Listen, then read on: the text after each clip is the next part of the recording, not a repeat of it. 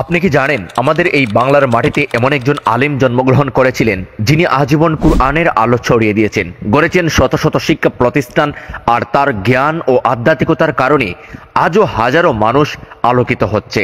হ্যাঁ, আমি কথা বলছি আল্লামা আব্দুল লতিফ চৌধুরী ফুলতলী রহমতুল্লাহু আলাইহি এর কথা। আজ আমরা জানবো তার জীবন, কর্ম ও অবদান সম্পর্কে। আল্লামা ফুলতলী রহমতুল্লাহু আলাইহি 1913 সালের প্রথম দিকে সিলেট জেলার জকিগঞ্জ উপজেলার ফুলতলী গ্রামে জন্মগ্রহণ করেন। তার পিতা ছিলেন আব্দুল মজিদ এবং তিনি ছিলেন শাহজালাল রহমতুল্লাহু আলাইহি এর সফর সঙ্গী 360 আউলিয়ার অন্যতম শাহ কামাল রহমতুল্লাহু আলাইহি এর বংশধর। ছোটবেলা থেকেই তিনি ইসলামী শিক্ষার গভীর মনোযোগ দেন এবং পরবর্তীতে হয়ে ওঠেন উপমহাদেশের একজন শ্রদ্ধেয় ইসলামী চিন্তাবিদ, তরিকতের মুর্শিদ এবং কুরআন শিক্ষার আলোকে পথ প্রদর্শক। 1946 সাল থেকে 1950 সাল পর্যন্ত তিনি বদরপুর আলিয়া মাদ্রাসায় শিক্ষকতা করেন।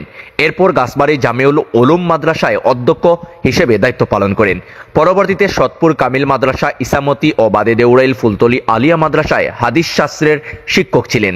শুধু শিক্ষকতা নয়, তিনি প্রতিষ্ঠা করেন দারুল কিরাত মজিদিয়া ফুলতলী ট্রাস্ট, যার মাধ্যমে সহি ও শুদ্ধভাবে কুরআন তিলাওয়াত শেখানো শুরু হয়ে দেশ জুড়ে এবং আন্তর্জাতিক অঙ্গনেও এর বিস্তার ঘটে।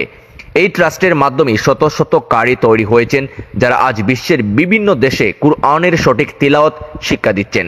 তার রচিত আরবি ও উর্দু ভাষার বহু বই ভারত, পাকিস্তান সহ উপমহাদেশের অসংখ্য মাদ্রাসায় পাঠ্যসূচিতে রয়েছে। এমনকি বাংলাদেশের ঢাকা বিশ্ববিদ্যালয়, ইসলামী বিশ্ববিদ্যালয়, জগন্নাথ বিশ্ববিদ্যালয় সহ বিভিন্ন উচ্চশিক্ষা প্রতিষ্ঠানের ইসলামিক স্টাডিজ ও আরবি বিভাগেও তার বইগুলো পড়ানো হয়।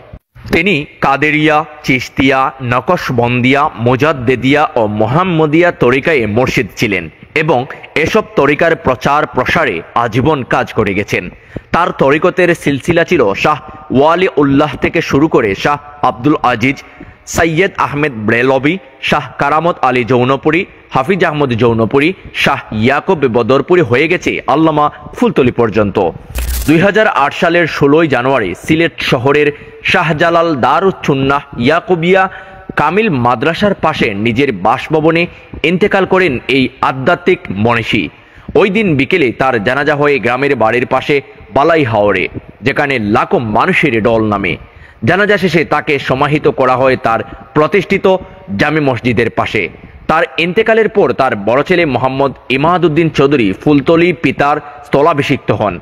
ইমাদউদ্দিন চৌধুরী নিজেও ছিলেন একজন শিক্ষক এবং পরবর্তীতেও পিতার দেখানুপথ অনুসরণ করে ইসলামের শিক্ষা ও তরিকতের খেদমতে নিজেকে নিয়োজিত করেন।